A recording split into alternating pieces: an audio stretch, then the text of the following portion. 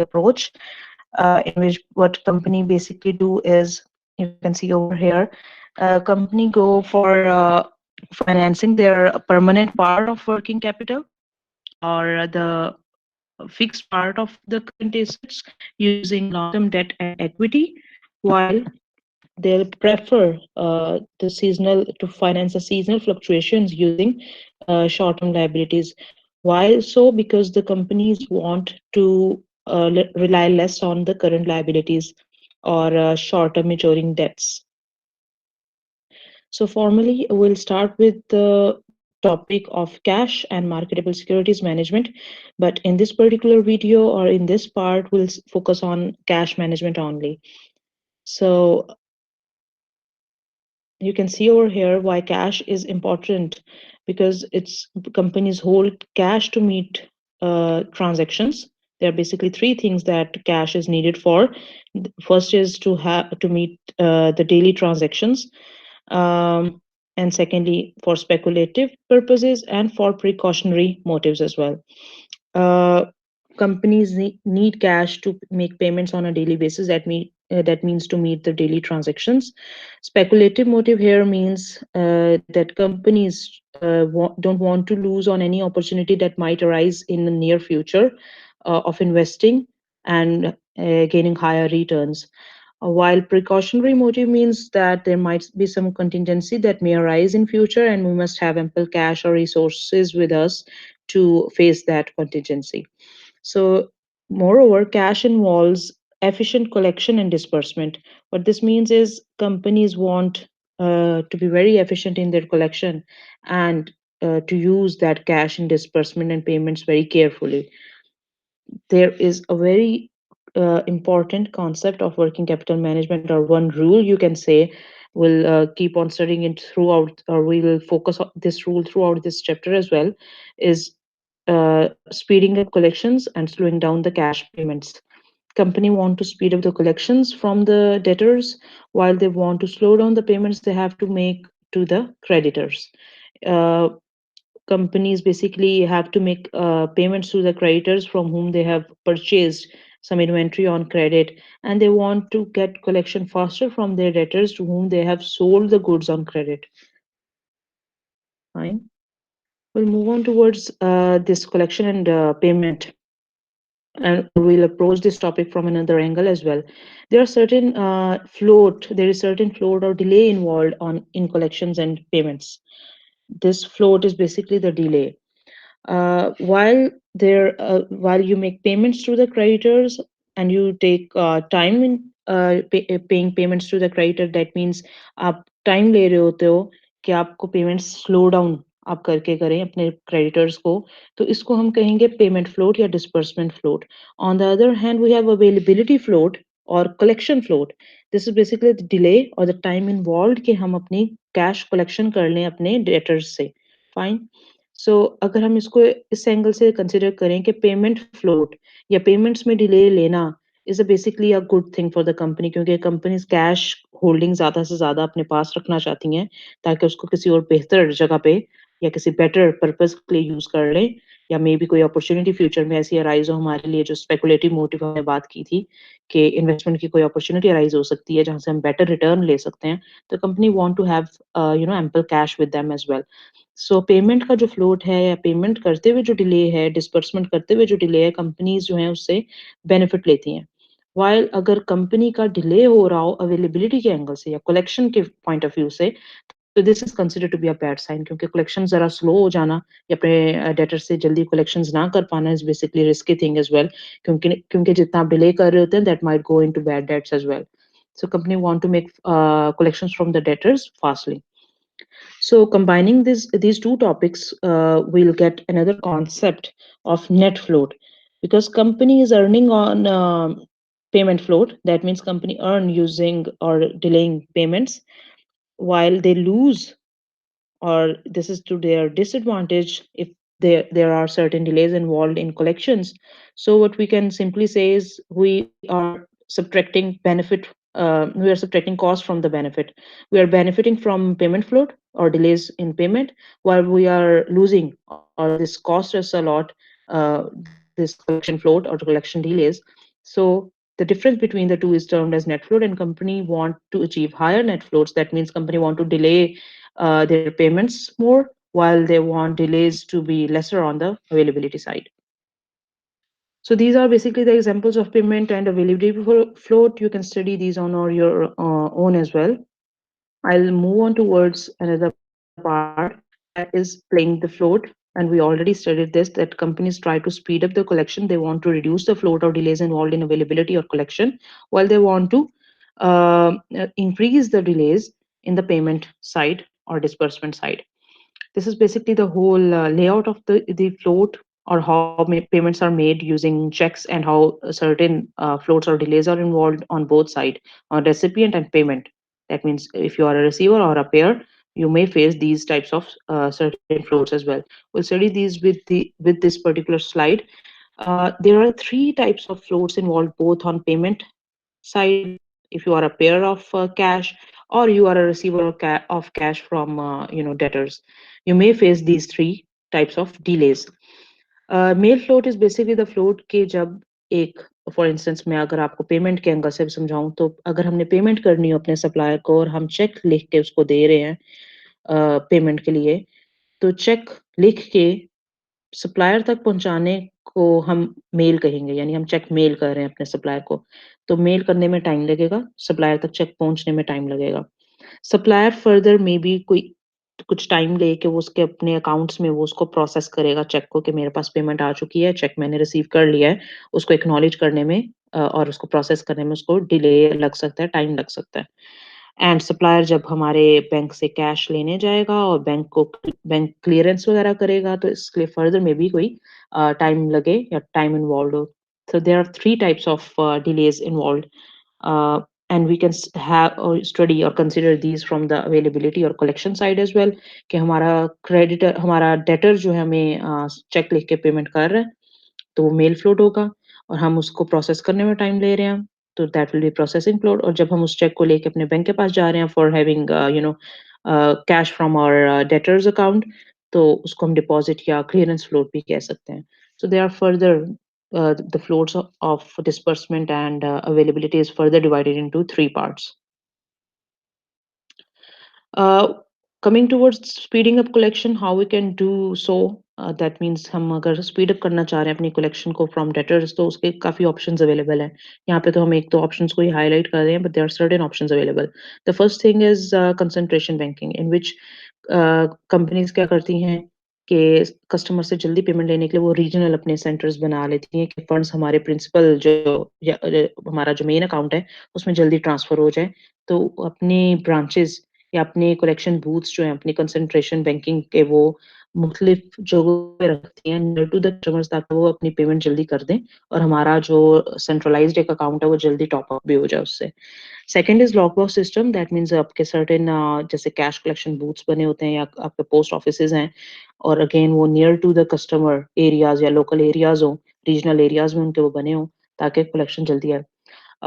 Then again online banking is also there. Online banking से भी जल्दी फंड्स ट्रांसफर हो जाते हैं। तो कंपनीज ये सारी ऑप्शंस यूज करती हैं ताकि जल्दी से जल्दी हम लोग पेमेंट्स ले सकें अपने कस्टमर से। आपको फॉर इंस्टेंस एग्जांपल अगर मैं दूं पीटीसीएल की या हमारे यूटिलिटी बिल्स, हम लोग काफ़ी ऑप्शंस हैं हमारे पास उनको पे करने के लिए। We can either pay them through mobile banking, यानी ई बैंकिंग वगैरह से भी कर सकते हैं। हम लोग उसको बैंक में भी कर सकते हैं, हम पोस्ट ऑफिस में भी कर सकते हैं। बैंक भी we have multiple option, different commercial banks में हम उसको सबमिट कर सकते हैं। So these basically are the options, and these basically benefit or the company के जो कि collection कर रही है from variety या range of customers, by giving them facility कि वो अपने near by जो भी area उधर पेमेंट कर दें और कंपनी को जल्दी पेमेंट मिल जाए। So speeding up collection basically or availing these options, multiple options, basically these cost company as well, because अगर कंपनी डिफरेंट और कंपनीज को अप्रोच कर रही है कि उनको फैसिलिटेट किया जाए पेमेंट्स या कलेक्शंस करने में, तो उन कंपनीज को भी हमें पे करना पड़ेगा। सो कॉस्ट भी इसकी डेफिनिटली इन्वॉल्व है। अगर हम लॉग बॉक्स सिस्टम लगवा रहे हैं या कंसंट्रेशन ऑनलाइन बैंकिंग वगैरह कर रहे हैं, डिफरेंट बैंक्स को बीच में हमने इन्वॉल्व किया हुआ है कि वो हमारे बिहाफ पे पेमेंट्स लें, कस्टमर से कलेक्शन करें, तो हमें उन इंटरमीडिएरीज को कुछ ना कुछ पे भी करना पड़ेगा। हम इसके एक न्यूमेरिकल एग्जांपल से भी अंडरस्टैंड करते हैं। एक तो ये कि सबसे पहले हम देख लेते हैं कि फ्लोट किस तरह से कंपनी को हम उसके एंगल से कंसिडर कर रहे हैं अभी कलेक्शन के एंगल से। कंपनी को किस तरह ये डिसएडवांटेज दे रहा है। Suppose there is a company जो एवरेज जिसको जो कलेक्शंस हैं, अपने कस्टमर से जो पेमेंट आती है डेली, वो तकरीबन 2 लाख डॉलर्स की आती हैं हर डे को। यानी कस्टमर्स जो हैं डेली के बेसिस पे चेक्स लिख के कंपनी को भेजते हैं और ऑन एवरेज 2 लाख की पेमेंट्स डेली आ रही होती हैं। बट उन चेक्स को क्लियर करते तक, यानी मेल होना, प्रोसेस होना एंड क्लियर होने में तकरीबन 5 दिन लग जाते हैं, यानी 5 डेज़ लग जाते हैं। दैट मीन्स हमारी राउंड द टाइम, यानी इन 5 डेज़ की डिलेज़ की वजह से हमारी 1 मिलियन तक की amount, that means 5 days and 2 lakhs of daily collection, will get 1 million और 10 लाख। हमारी 10 लाख तक की अमाउंट जो होती है वो डिले में ही टाई अप हुई हुई रहती है राउंड द ईयर, और यू कैन से के ऑल ऑल द टाइम हमारी इतनी अमाउंट जो होती है वो डिले में ही फंसी होती है। ठीक है, दैट मीन्स एक कस्टमर ने चेक लिखा होगा हमें किसी एक दिन, वो हमें 5 दिन बाद मिलेगा। दूसरे दिन कोई हमें लिखेगा चेक, तो वो हमें फर्दर 5 डेज बाद मिलेगा, एंड सो ऑन। तो करते करते 5 डेज का जो लैग है उसकी वजह से हमारी 10 लाख की अमाउंट जो होती है वो हमें मिलती नहीं है, या फ्लोट में या डिले में फंसी रहती है। ठीक है। सेकेंडली हम एक एग्जांपल देख लेते हैं, ये एक और एग्जांपल है।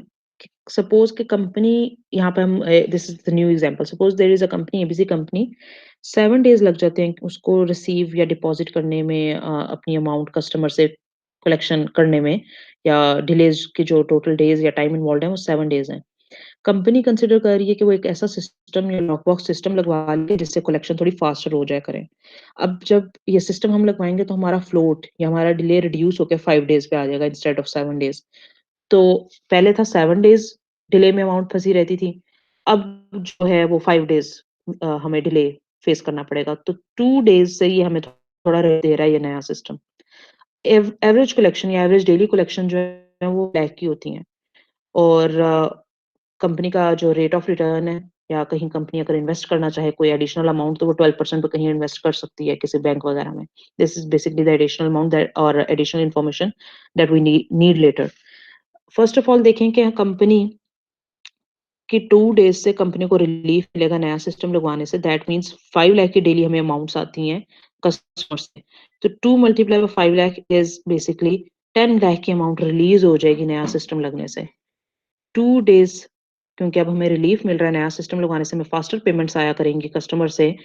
तो 5 लाख की अमाउंट जो तकरीबन डेली हमें आनी होती है, उसकी वजह से अब हमारी 10 लाख की अमाउंट जो है वो रिलीज हो जाएगी डिले में से, और हमें 10 लाख अब जरा जल्दी मिल जाएगा।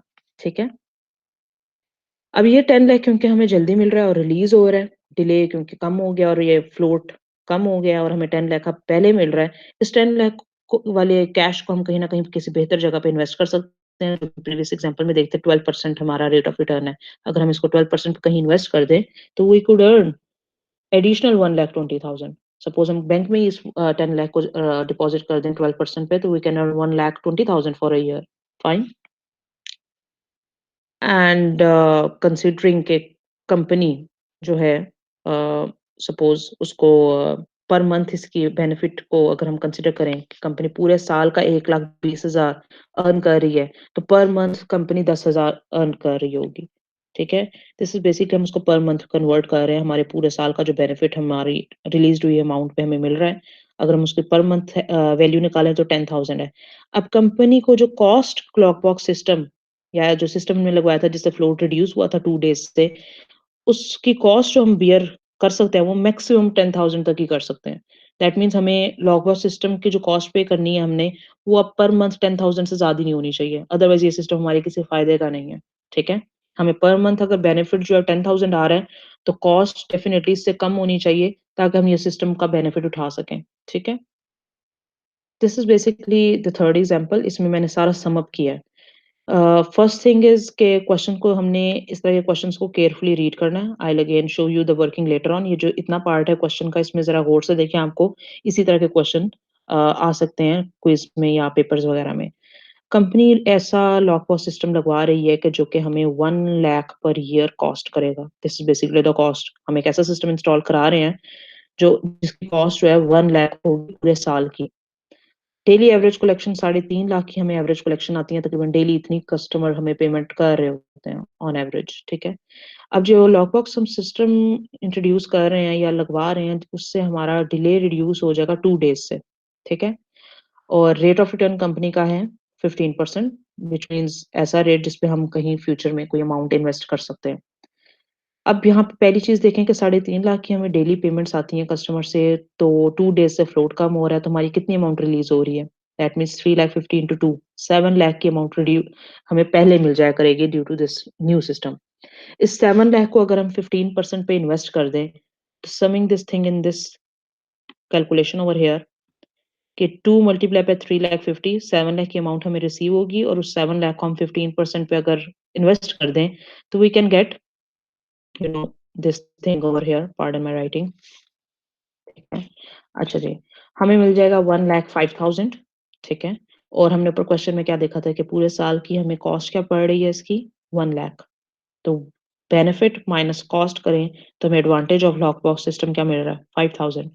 हम जो ये सिस्टम नया इंट्रोड्यूस करा रहे हैं, वो हमें बेनिफिट करेगा, पूरे साल का बेनिफिट हमें मिल सकता है 1,05,000, 1,05,000, जबकि पूरे साल की उस सिस्टम की कॉस्ट है 1 लाख। तो हमें बेनिफिट में से कॉस्ट सब्ट्रैक्ट करके भी हम एडवांटेज में ही हैं। तो हमने इस एडवांटेज को फोकस करना है और फिर ही डिसाइड करना है कि हमें ये सिस्टम इंस्टॉल कराना है या नहीं कराना।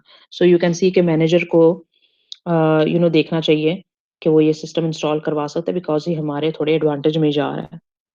अगर ये हमारे लॉस में जा रहा होता, यानी हमारा बेनिफिट कम होता और कॉस्ट ज़्यादा होती इस सिस्टम की, और यहाँ माइनस वैल्यू आ रही होती है हमारे पास, एडवांटेज की बजाय डिसएडवांटेज आ रहा होता, we could have said interpretation में कि ये सिस्टम हमारे किसी बेनिफिट का नहीं है, उल्टा ये हमें कॉस्टली पड़ रहा है, ठीक है? तो आपने भी ऐसा एक क्वेश्चन मैं आपके लिए यहाँ पे छोड़ रही हूँ वीडियो के आखिर में, इस टाइप का एक क्वेश्चन है। आपने उसकी कैलकुलेशन बिल्कुल ऐसे करनी है और नीचे इंटरप्रिटेशन भी देनी है, ठीक है? This is basically your question. और क्वेश्चन आपने गौर से पढ़ना है। थोड़ा-सा स्लाइड चेंज ये है कि मैंने उसकी कॉस्ट पर मंथ की दी हुई है, ठीक है? एंड यू कैन कैलकुलेट वो पूरे साल की कितनी होगी, आप वो भी कर सकते हो, उसको मल्टीप्लाई बाय 12 मंथ्स कर दें, मैंने पर मंथ की कही हुई है, ठीक है? एंड मैंने एवरेज कलेक्शंस की वैल्यू दी हुई है, फ्लोट रिड्यूस हो जाएगा 3 डेज़ से, और company can invest excess cash जो कि उनको मिल रहा है at 12%। What would you recommend to the manager, कि एक मैनेजर इस तरह का सोच रहा है, क्लॉक बॉक्स सिस्टम लगवाना, should he go for it और नॉट? ठीक है? आपने इसका सॉल्यूशन करना है, आपने इसको सॉल्व करना है, इसकी इंटरप्रिटेशन लिखनी है, take a snap of it, share it with me in the Google classroom, और you can send it to me via email. I'll take it as or take this solution in your evaluation, course evaluations मैं इसको उसमें include करूँगी, either be it class assignments or quizzes, ठीक है? Thank you so much, and this is it. We'll study the later part or the next topic in our next video.